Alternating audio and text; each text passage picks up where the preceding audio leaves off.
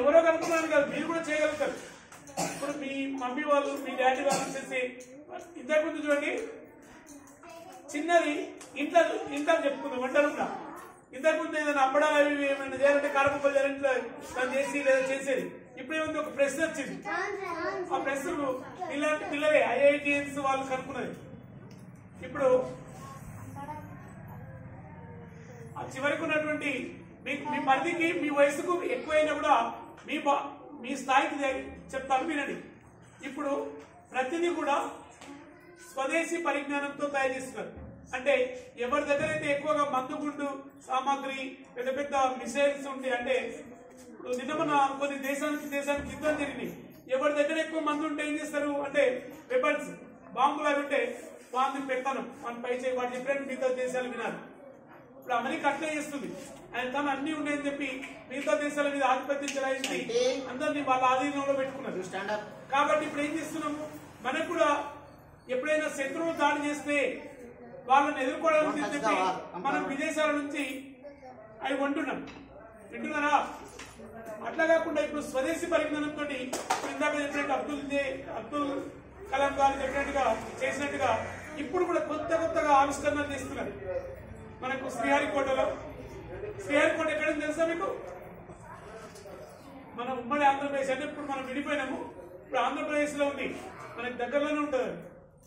ఇంకొకటి డిఆర్డిఎల్ అని చెప్పి మన హైదరాబాద్ లో కూడా ఒక రక్షణ శాఖ ఉంటుంది. అందులో కూడా చాలా పరిశోధనలు జరుగుతాయి, కొత్తవి కనుక్కుంటుంటారు. కాబట్టి మరి మీరు కూడా చక్రి ఏదైనా ఒక సమస్య ఉన్నప్పుడు దాన్ని మీరు ఇన్నోవేటివ్ గా అంటే పరిశీలనాత్మకంగా చూసి దాన్ని మనం దానికోసం మనం ఏమైనా చేయగలమని చెప్పి చేయాలి మీరు కూడా. ఇంకోటి ఇవన్నీ చేయాలంటే విశాల్ మీకు పరిసరాల విజ్ఞానం అనే ఒక సబ్జెక్ట్ ఉంది. అందులో ప్రతిదీ మీరు ఏం చెప్తాడు, ఈ కింది పటాన్ని పరిశీలించండి అని కింద క్వశ్చన్స్ ఇస్తాడు. మరి మీరు చూడాలి, చదవాలి. ఏదో తూతూ మంత్రం అని చెప్పి అట్లా వదిలేయండి. అది మన నిత్య జీవితానికి, మన కుటుంబానికే కాదు, మన రాష్ట్రానికి, దేశానికి కూడా ఉపయోగకరమైనది. అందుకే మీరు ఏం చేయాలి, టీచర్స్ చెప్పేది ఏదైనా కూడా శ్రద్ధగా వినాలి. శ్రద్ధగా వింటే చదువుతోటే మనకు అన్ని కూడా వస్తాయి. సరేనా? ఆ విధంగా వినండి. ఇది మీరు కూడా చేయండి. ఈరోజు అబ్దుల్ కలాం గారి జన్మదినాన్ని పురస్కరించుకొని మనం ఇది నిర్వహించుకోవడం జరిగింది. ఓకేనా? ఓకేనా? థ్యాంక్ యూ సార్కి మంచి సమాచారం ఇచ్చారు. మనం దాదాపు ఒక హాఫ్ అన్ అవర్ అయితే చేసుకొని ఒక హాఫ్ అన్ అవర్లో ఒక కార్యక్రమం చేసుకుంటున్నాం. కానీ ఇది ఎప్పుడు దీన్ని నెరవేరుతుంది, దీని ఉద్దేశం అంటే అబ్దుల్ కలాం గారి గురించి మీరు నేర్చుకొని ఆయనలో ఉన్నటువంటి గొప్ప లక్షణాలన్నీ మీరు అలవర్చుకున్నప్పుడు మీరు కూడా మీ జీవితంలో గొప్ప స్థాయికి ఎదిగినప్పుడు ఆ యొక్క కార్యక్రమం యొక్క ఉద్దేశము నెరవేరుతుంది. వింటున్నారా? ఇంతకుముందు ఒకసారి సార్ చెప్పిండు, అది నాకు బాగా అనిపిస్తుంది. నిజంగా మన దేశంలో ఎంతో గొప్ప గొప్ప వ్యక్తులు ఉన్న వాళ్ళందరూ, గాంధీ కానీ, అంబేద్కర్ కానీ, సావిత్రిబాయి పూలే, జ్యోతిరావు పూలే, సర్వేపల్లి రాధాకృష్ణ, జయశంకర్, ఇట్లా ఇంకా ఎంతో మంది శాస్త్రవేత్తలు లేరు, నాయకులు ఉన్నారు. శాస్త్రవేత్తలు వీలైతే ఇక్కడ నుంచి చేపిద్దాం నెక్స్ట్ టైము. సో ఇట్లా ఎంతో మంది గొప్ప గొప్ప వ్యక్తులు ఉన్నారు. వాళ్ళంతా మన భారతీయులే. సార్ చెప్పిండు, మన తాత ముత్తాత ఎనికి పోతే మనందరం ఒకటే కుటుంబం, మనందరం ఒకటే కుటుంబం, మనందరిలో ప్రవహించే రక్తం అంతా ఒకటే, మనలో ఉన్న డిఎన్ అంతా ఒకటే. మరి వాళ్ళకు సాధ్యమైంది మనకెందుకు సాధ్యం కాదు అంటే వాళ్ళకున్న శక్తి సామర్థ్యాలు మనకు కూడా ఉన్నాయి. కానీ దాన్ని తట్టి లేపాల్సినటువంటి, స్ఫూర్తి పొందాల్సినటువంటి అవసరం ఉంది. అట్లా తట్టి లేపడానికే ఇట్లాంటి కార్యక్రమాలు మన స్కూళ్ళలో చేస్తున్నాం. ఖచ్చితంగా మీరు ఎవరో ఒకరు పెద్దగైన తర్వాత ఈ స్కూల్ నుంచి మేము చెప్పిన ఇన్ని కార్యక్రమాలలో ఉద్దేశం ఏంటంటే ఒక్కరన్నా మీరు తయారవుతారు అనే ఉద్దేశంతో చేస్తున్నాం. కాబట్టి మీరంతా బాగా చదువుకోవాలి. ఇంకొకటి చెప్పిండు అబ్దుల్ కలాం, భారతీయులు పేదోళ్ళు కాదు. భారతీయులు ఏం కాదు, పేదోళ్ళు కాదు. వాళ్ళ ఆలోచనలు పేదగా ఉన్నాయని చెప్పిండు. వాళ్ళ ఆలోచనలు పేదగా ఉన్నాయని చెప్పిండు. ఎందుకంటే ఒక 30 ఏళ్ల కింద చైనా మనం ఒకటే, జనాభా, ఆర్థిక పరిస్థితులు అన్ని ఒకటే, కానీ ఆలోచన విధానం వేరు.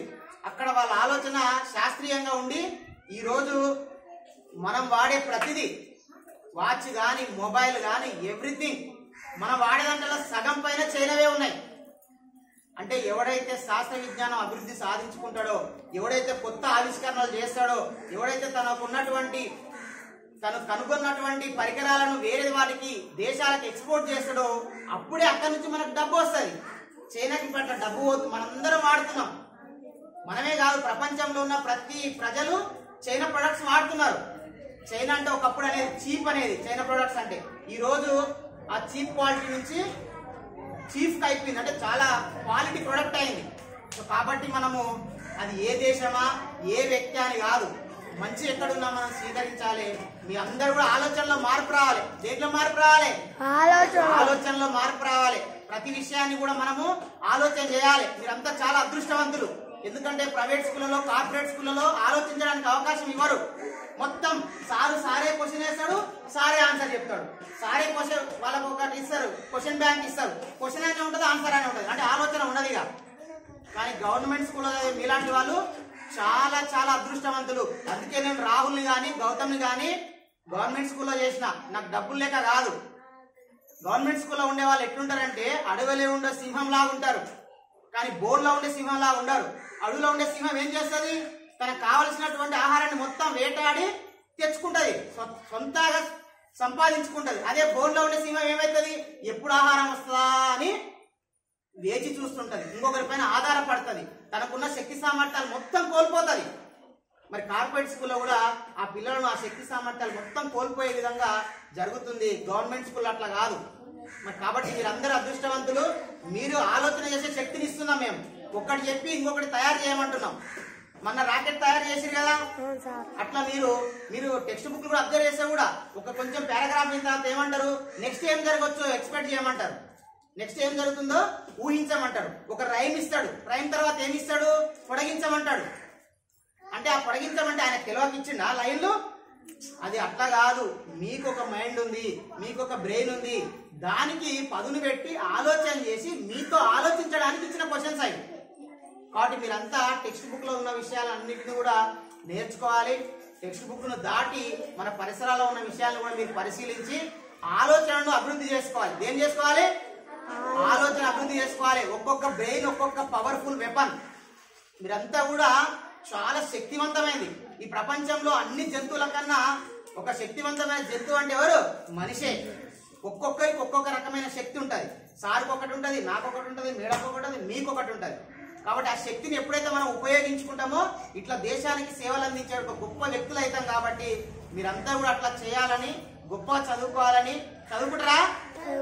గొప్ప స్థాయికి ఎదగాలని మరి అందరినీ రిక్వెస్ట్ చేసుకుంటూ మరి ఈ కార్యక్రమంలో మరి పాల్గొన్నటువంటి దీనికి మార్గదర్శనం హెడ్ మాస్టర్ గారికి మీ అందరికీ కూడా మరొకసారి ఏపీజే అబ్దుల్ కలాం గారి యొక్క పుట్టినరోజు శుభాకాంక్షలు తెలియజేసుకుంటూ మనందరం కూడా శాస్త్రీయ దృక్పథంతో ముందుకెళ్లాల్సినటువంటి అవసరం ఉందని మీకు గుర్తు చేస్తూ ఈ సమావేశాన్ని ఇంతతోటి ముగిస్తున్నాం. అందరూ నిలబడండి.